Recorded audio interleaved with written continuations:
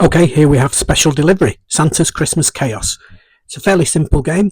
We just have to collect presents being dropped and then deliver them to the children on the nice list. It's a fairly decent representation of Santa, even if he does look a bit like a kangaroo. And Rudolph looks good, despite no red nose. The scenery doesn't really change though. I think we're only delivering presents to kids in the Swiss Alps.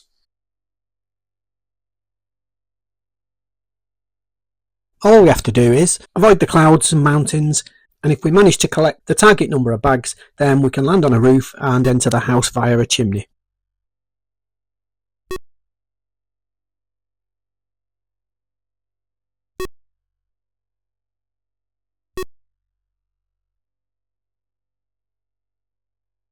Okay, here's our first house.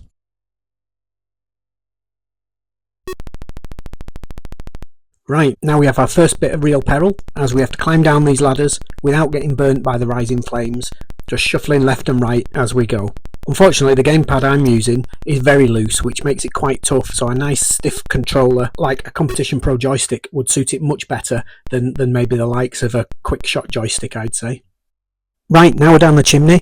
We need to get the present under the tree and then find the back door key, avoid the sleepwalking children,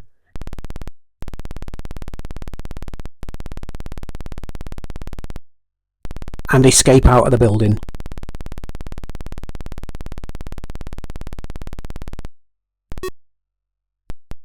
I'm not sure how Santa magically gets back up onto the roof, but never mind.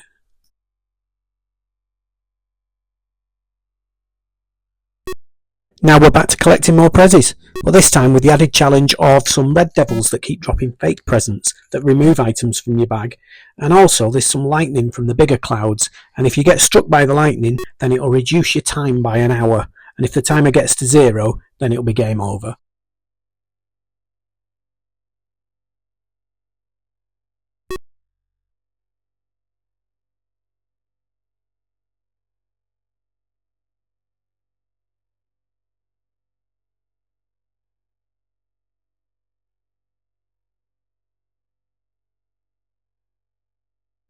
I'm not doing too well on this level, and I'm not going to hit the target, but if you don't manage to collect enough presents, you'll have to drop them from the sky and hope that they land down the chimney.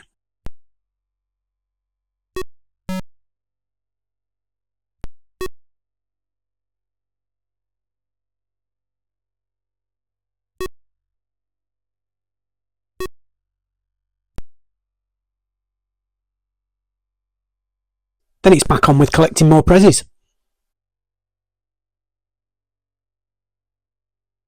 This game was released back in 1984, so pretty early in the Spectrum's life, and I think the graphics and gameplay are fairly decent. And it certainly kept me busy for a few hours on Christmas night back then. It was released by Creative Sparks, which is the game's arm of Thorn EMI, and in '84 it would have cost you £6.95, which is probably a tad high, but it was re-released a year later on the Sparklers budget label for £1.99, which is probably the version I had.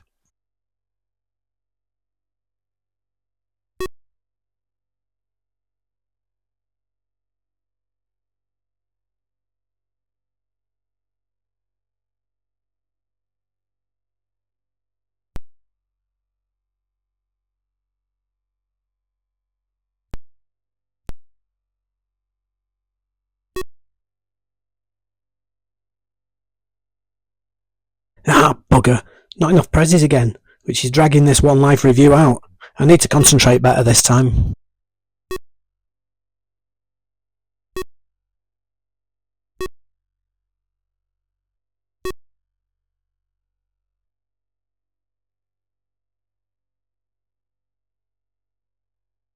It's a shame there's no music in game, as it does get a little boring on the flying levels. It would have been maybe better if there'd been some minor shoot 'em up elements, or maybe more obstacles to avoid.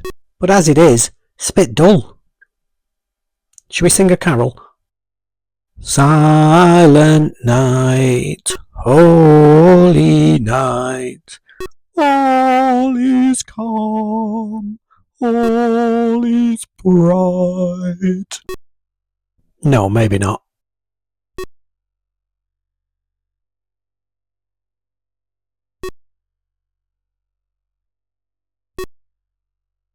Right, we're well over target now, so we're looking good to give Rudolph's legs a rest.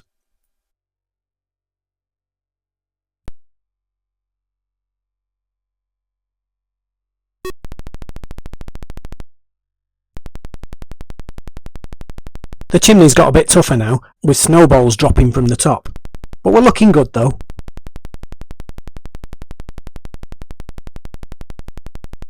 Ah, humbug!